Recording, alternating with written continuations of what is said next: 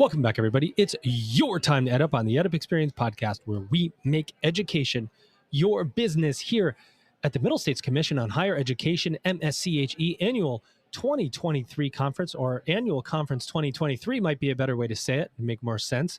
I've done a few of these today, so words are just spilling out now, not necessarily in order. My name is Joe Salustio, of course, and I realize that this is the first time I've said who I am. For these episodes, I'm hoping that my audience has figured that out.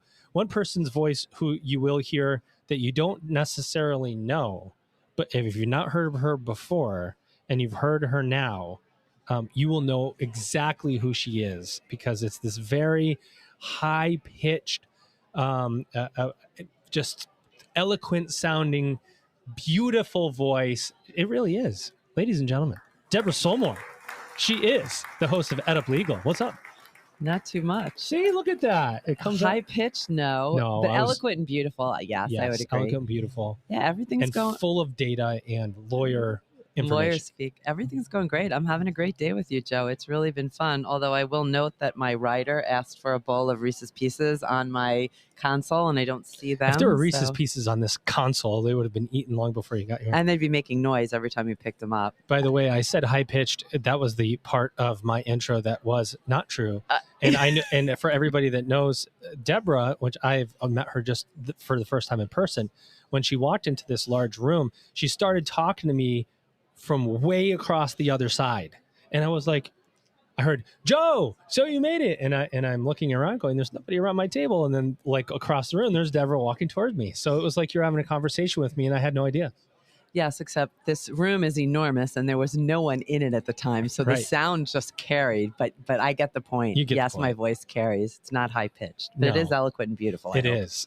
So much information coming out of you today as you helped enhance these conversations about higher education that we've had. I think this is going to be a fun one. I might take a back seat. When you two started, you guys were going yesterday, and I was like, we got to get this on a podcast episode.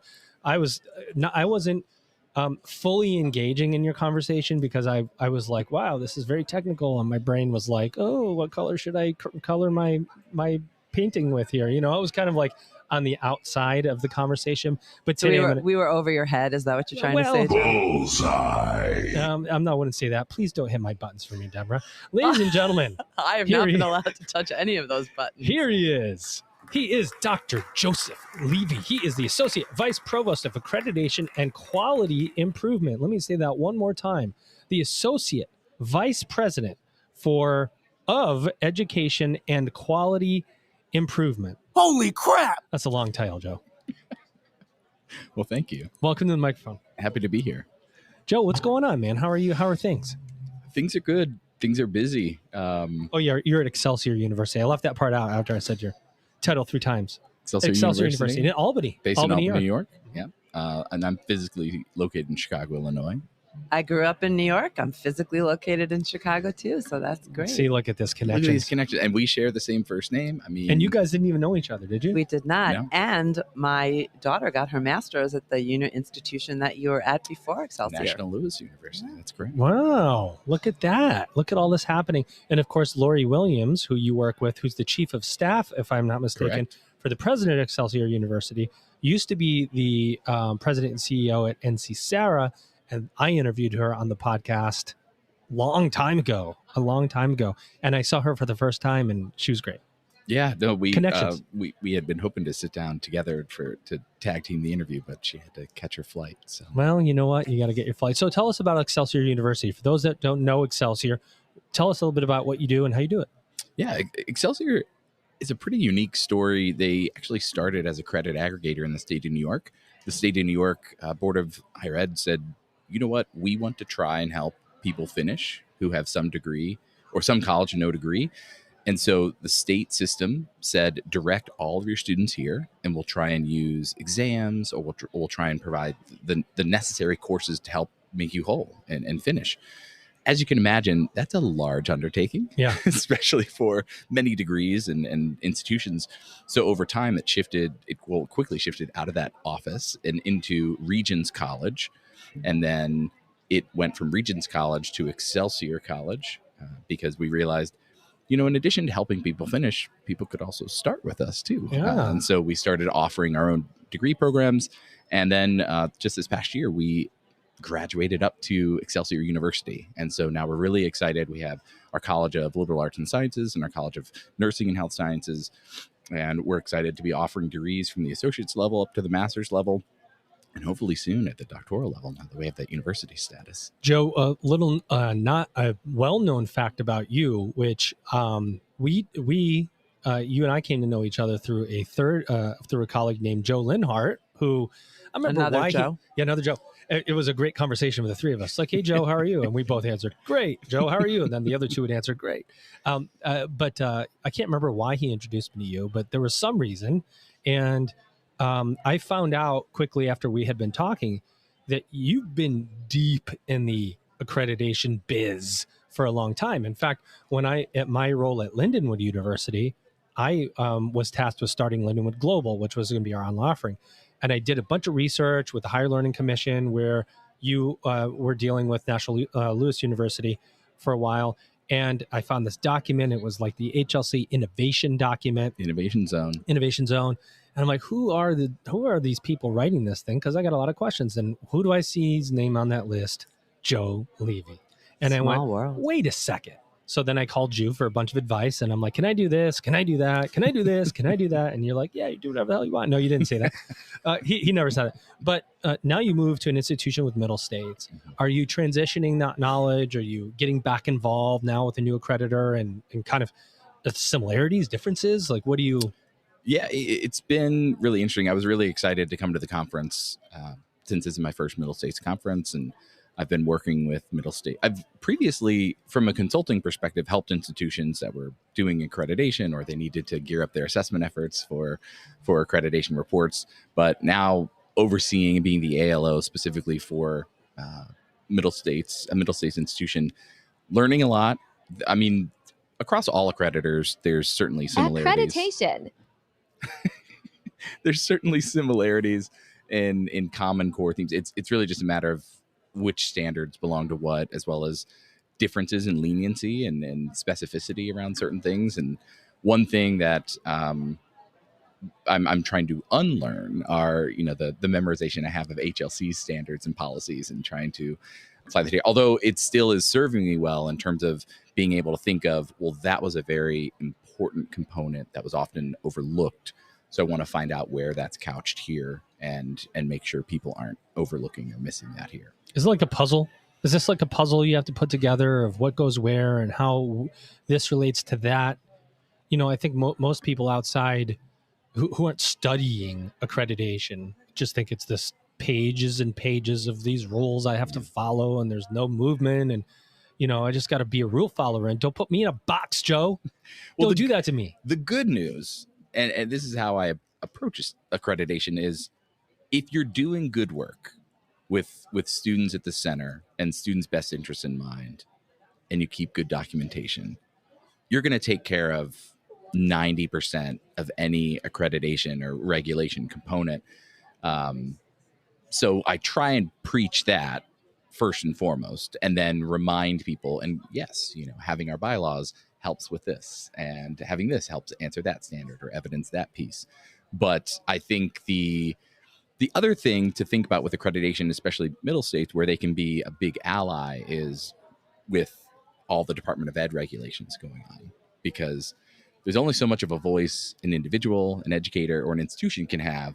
And so it's really helpful, given all the changes going on with the Department of Ed, to try and leverage and use the voice of the institutional accreditor to help voice concerns, celebrate things, endorse things, but also help break down some of the legalese, some of I don't the have anybody that are coming. I don't have anybody here that would be interested at all right. in the DOE or regulations. Is there anybody in this conference room here interested in the DOE or higher ed regulation? Okay. Hey, Deborah, how are you? I'm good, Joe and Joe. It's interesting what you said before about, each accreditor is individual in its own way. And it's interesting that there are so many accreditors out there, but let's stay focused for here on the ones we used to call regional accreditors, which the department says we shouldn't call them regional accreditors anymore. It's a lot of confusion. Wow, Joe. Too much coffee. Yes. But it's interesting because, I too am familiar with multiple of the accreditors' standards and how they review. And it's different. I mean, it's just different. And for me as a lawyer, I always say, which I think most people in higher education smile and they're very happy about, accreditation is an academic endeavor. It's not a legal one. That doesn't mean I haven't supported where issues have come up. But learning how the accreditors see the standards and how the school's ALOs see the standards is really helpful for me to do my job, right? Because it's just it's the same language, but it's a different language. Mm-hmm. I thought you were going to say, I always say, you're not the only one cursed with knowledge. That's what I thought you were going to say. I think it's interesting, Joe, that the way in which you respond to my comments is with sound bites instead of verbal bites, but that's okay.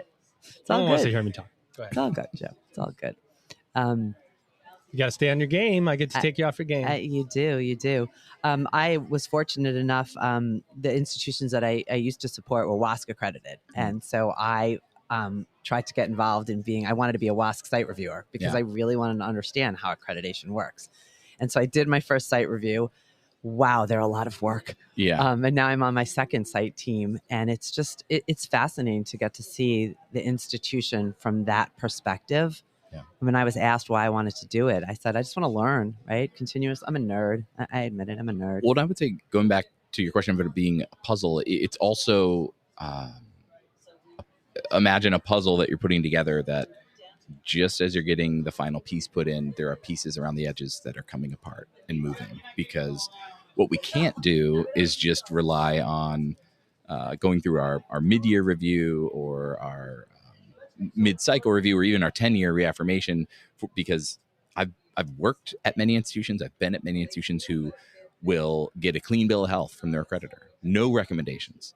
And yet, if you didn't know that and you arrived there and you dug into what was going on, you'd be like, oh my goodness, we have so much work to do. There are so many things behind common practice that we aren't keeping pace with our peers, that also isn't best serving the student. So then you have to wonder, well, why didn't this get called out? But that's not to discredit the peer evaluators, because they have a really hard job of a very short amount of time, a lot of documents to look at, a lot of information to sift through to make determination on, is this institution living up to these standards? But the institution always needs to hold itself to a higher standard of not just what these outside entities, but are we living up to our commitments to students and what we should be doing for them? So that's why I say that even when you feel like you have the work done, it's ongoing work. It's work you always have to keep doing, because if you are, again, thinking about good practice and thinking of being responsive to student needs, our student needs are changing all the time. And so just as you finish meeting the needs of the current generation or the current student, well, now there's a new generation. Now, yeah. No, I didn't mean to interrupt you. I was going to go on your student needs and ask you, what do you see in the hierarchy of needs right now? What are you focused on right now? One of the things that I think higher ed can benefit from in all facets is being more human, given the fact that the majority of students today, the majority of college takers, credit earners, are working adults. It's now a time more than ever to say, well, put yourselves in their shoes. Tell them like it is.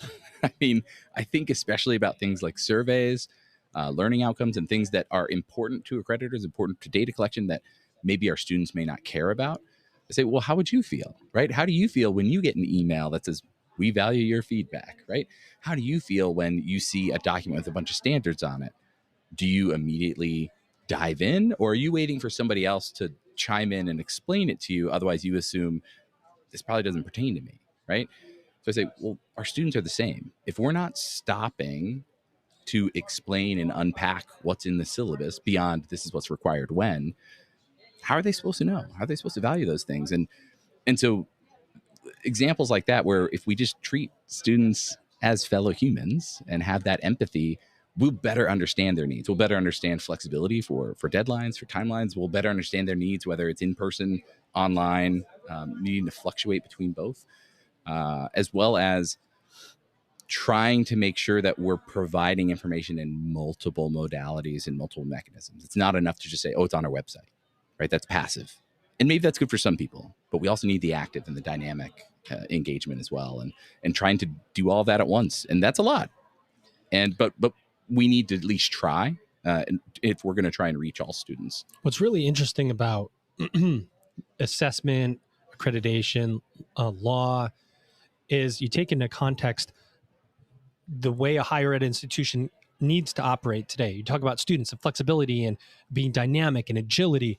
Their demands are faster.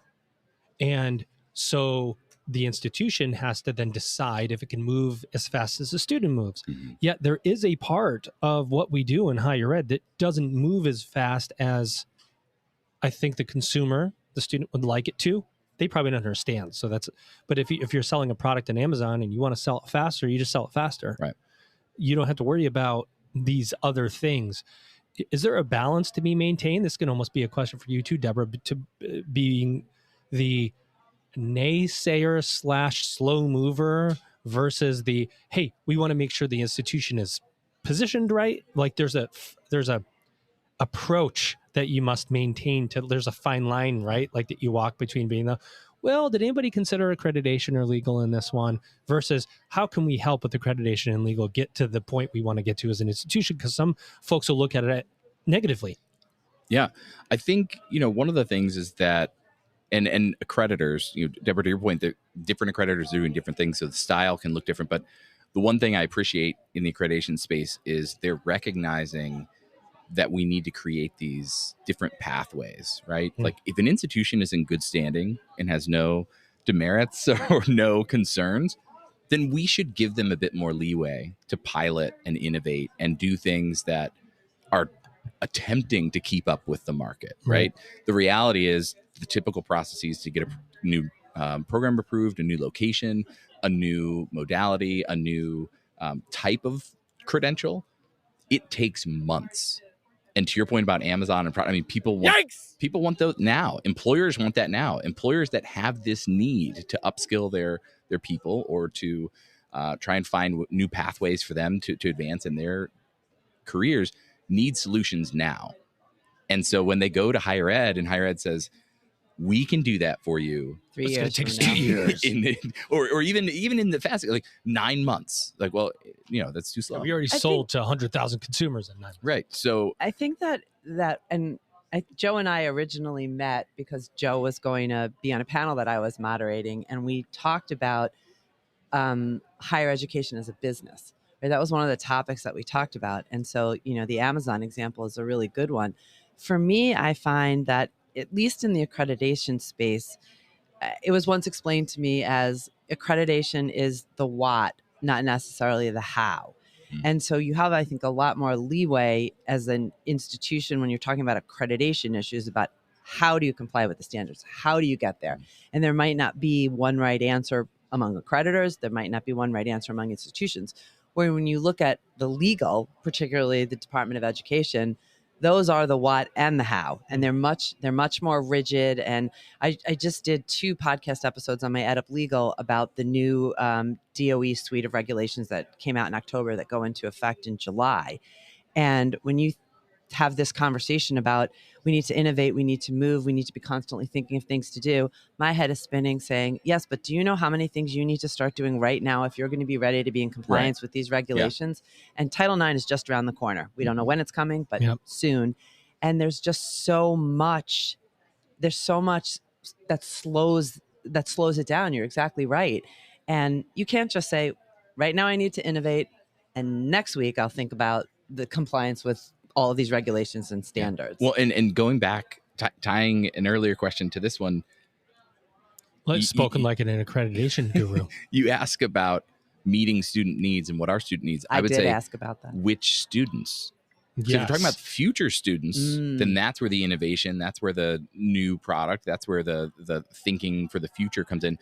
But what about our current students? And that speaks to what you just said of there's so many things we need to do right now, almost deferred maintenance that we need to fill in the cracks. We need to smooth out to help our students now. Yeah, because if the business is broken, the ones coming in, they're going to experience a bad product. Exactly. I would also add your past students, right? Yeah. I mean, keeping your alumni community strong, that's a very big pathway for students who are graduating. And there are some institutions out there that I can think of one off the top of my head, repeatedly hear people talk about their alumni base and how strong they are, and they will always hire someone and help out another person who graduated from X. And I think you've got all of these different constituencies, and then you got to worry about your faculty and your staff, and are they happy? I remember last spring there was an article every day in Inside Higher Ed about people are leaving, fleeing higher education. It's droves. fuzzy math. It is fuzzy, fuzzy, fuzzy. Joe, have you ever heard this one? Deborah, you might have heard this one too. Hey guys, we got to get going. We need more enrollment. We got to pilot this new thing. We're going to do this. We're going to move fast. And somebody goes, "I'm sorry, accreditation." Yeah. I'm sorry, accreditation. State regulatory agency. How do you balance that in your role? Well, and so that's what I was alluding to before, is that in some good ways, accreditors are creating more paths for the almost assurance on the way, as opposed to, because what I will say that a good and bad thing to accreditation is it's so front loaded, right? If you want to pilot some new program, or right now, like prison education is a huge thing because we've unleashed some new funding for it. So people want to get in there. So there's all this reporting and documentation and due diligence you have to do up front to get launched. Once you launch, you're on your own. You're on your own. You got to prove the model. And then it's just because again, they're an institutional accreditor. So they're looking at the whole institution. They don't have the bandwidth to follow up specifically on that one program, that one initiative, but everything's so front loaded. But if you flip that to, again, thinking of institutions that are in good standing, that have, demonstrated capacity to try new things, remove the front end barrier, let them try, but then tack on like, well, we need these annual reports, right? Or we need this assurance along the way that this pilot is working, that you're looking at the data, that you're doing all the things we assume you are, and that the standards would expect of you and good practice would expect. And then as long as you're meeting those, you can go a long way. And so it removes that front end barrier, allows you to innovate and move faster, but there's still the quality assurance.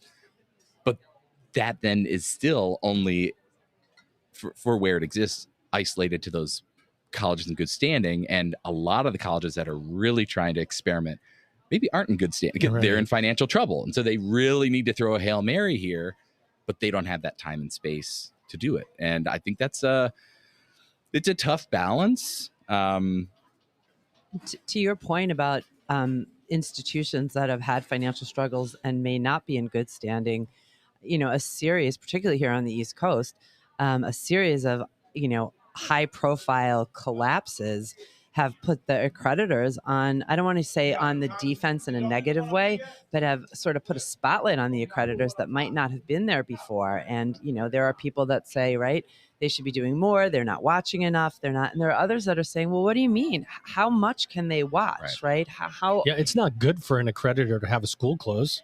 Right. No. Who wants that? Nobody wants it. The school doesn't want it. Students don't want it. The accreditor doesn't want it. And what's interesting from the vantage point that I sat in my last role as the GC of a nonprofit system that was always trying to grow is what the accreditors end up doing is they end up looking at the new transactions that are coming across their desk. This one wants to merge, that one wants to affiliate, this one wants to acquire, as opposed to maybe looking at the institutions in their portfolio because they're not on cycle or it's not off cycle. And so maybe the ones that you should be looking at are not getting looked at because you're looking at the transactions that are coming across your desk that are forcing you to look at it because somebody wants to do something strategic. There was a radical article that came out, and I know exactly because I shared it with some people, so I know exactly where it is. I apologize, I don't remember the name or the author, but it was somebody who was really talking about things to shake up accreditation. And one of the things they proposed that a lot of people balked at, but that I'm a huge fan of and wish it would be this way, is they said accreditation visits and reports, like that process, should really be something that you're not given a huge leeway. Like you're given maybe a week's notice. Because let's be honest, if the institution is truly doing the things that they say they're doing, it doesn't matter, and truly adhering to all the standards, then a week or so should be plenty of time to reserve rooms, make sure people are available for meetings, and be ready to pull evidence for a review. That's interesting because I'll give a corollary to that, which I was thinking before, and I was going to say before. Did you say a coronary to that? I said a corollary. That's what a lot of people would think would happen with a week's notice, I think. Is when you were talking before about where the accreditor doesn't find something, but you can see under the hood there are things. Part of that is the narrative, right? So the institution writes the narrative.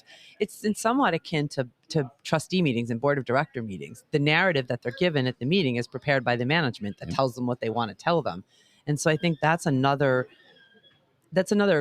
wrinkle in the whole accreditation process, is that the institution is telling the story they want to tell. And depending on how much the site team digs in, or how much the review team, who's on the review team and what are their areas of expertise, do they know where to look and what to look for? And that will always be a flawed process. It just can't help but be flawed. Well, and I think that's a trend I'm seeing at institutions is they're focusing more on being good at accreditation as opposed to being a good institution.